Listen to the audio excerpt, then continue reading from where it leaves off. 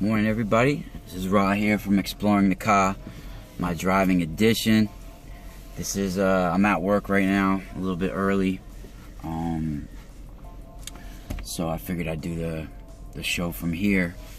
I will be on the Starseed Awakening show, 3:00 p.m. Eastern, this Saturday, with my friend Misha Johnston. She does a private support group actually too as well, twice a week for experiencers, my labs, super soldiers, stuff like that. Even though I don't really like using those terms, super soldier and stuff like that, but I guess people do need a label to call, to identify things. So it's weird how we have languages, isn't it? Like the way we certain words and labels that we use. It's interesting. That's why, it's really confusing for some once you realize on the soul plane, in our holographic world that's out there. Words don't exist like here. It's symbols and tones and frequencies and vibrations and colors. This is what makes the universe. Sounds are vibrations, and that's why music is one of the ultimate forms of universal communication, and it's a cosmic thing. So what I wanted to talk about today is what happens when we die. And I've not only had a near-death experience myself, but I've been researching things like this my whole life, as far back as I can remember. And between out-of-body experiences, near-death experience, and different astral travels that I've had throughout my life, and dream time, I've pieced together what I think might be happening when people die. And I think the Tibetan Buddhists, or just the Tibetan monks in general, what they call the Bardo realms, which you can find in the Tibetan Book of the Dead. You can read about this. I think it almost describes what I'm talking about perfectly. And you see, I think some kind of simulation has been put into our holographic universe, and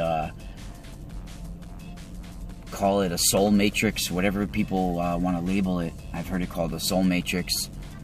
And I've heard other people say that this program is being deactivated, and it's possible that that's happening. I guess we're gonna have to wait until our death to really figure it out. But see, the Tibetan monks believed, and when somebody was on their deathbed, right, especially if a Tibetan priest was on his deathbed, the monks would be gathered around him, whispering in his ear certain mantras, certain instructions, to carry with them in the Bardo realms, which are the different levels of the afterlife. It's like a course you got to go through almost, and it's so they'll be whispering these instructions, and then on certain points of them whispering, they'll let out a crazy shriek, you know, just scream.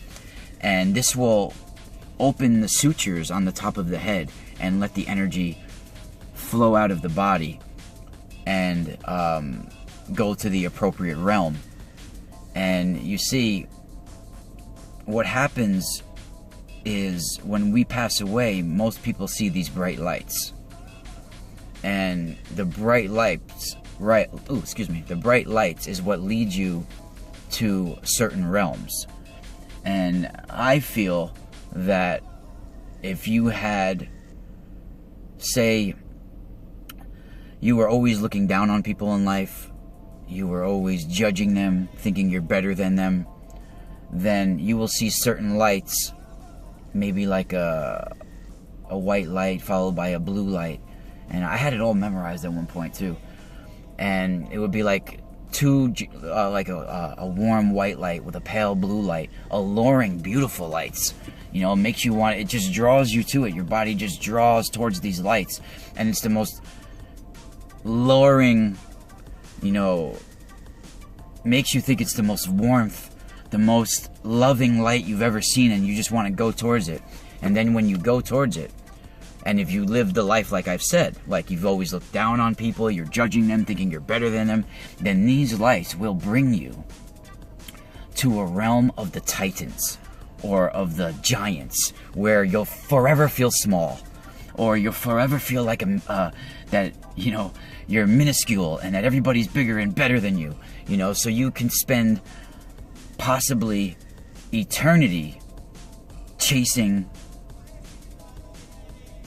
that feeling of feeling you're better than people, you know, and then most likely when you're in this realm and these titans are chasing you and making you feel, you know, like an ant, then most likely you will feel like you want revenge, and you'll feel spite, and it will be a snowball effect, and you'll never get out of this realm.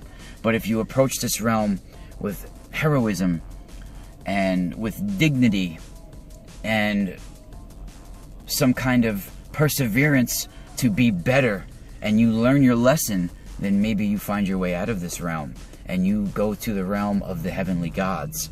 You see, because if you lived a good life and you were a pure soul, and, you know, a majority of your life was about helping others and being true to yourself and your loved ones and society and Gaia, then if you spiritually evolved throughout your life and you were working on your soul and spiritual evolution, then you will be led to the realms of the heavenly gods, and beautiful white lights will appear to you, and you'll go to the realm of the heavenly gods.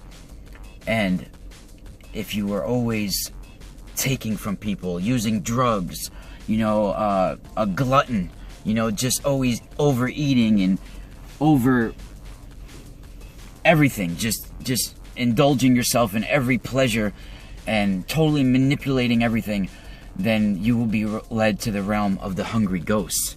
And it will be these beautiful yellow and red lights that will lure you, and it'll be the most tempting yellow and the most beautiful red that you've ever seen. And when you follow these lights, when you enter these lights, it'll be like a warming love that you feel, and you want to enter them. And then when you enter them, it'll be the hungry ghosts, the realm of the hungry ghosts, where you will forever crave a glass of water, forever crave love, forever crave food, forever crave the attention of a mother's touch, you know, where you'll always be without the pleasures in life. And, you know, this, I feel, this is what the Tibetan, you know, in sacred Tibet, they talk about this. And these are called the Bardo realms. And, you know, you face different entities in these realms and creatures. And, you know, this is sort of, I feel, some kind of simulation, you know, in a program inserted in our holographic universe that is like a life lesson, some kind of, you know, life review almost. And I don't feel like this was put here by the prime creator, by God. Everybody says it's God that's doing this and they're meeting God. I don't think so. I don't believe that. I believe it's some kind of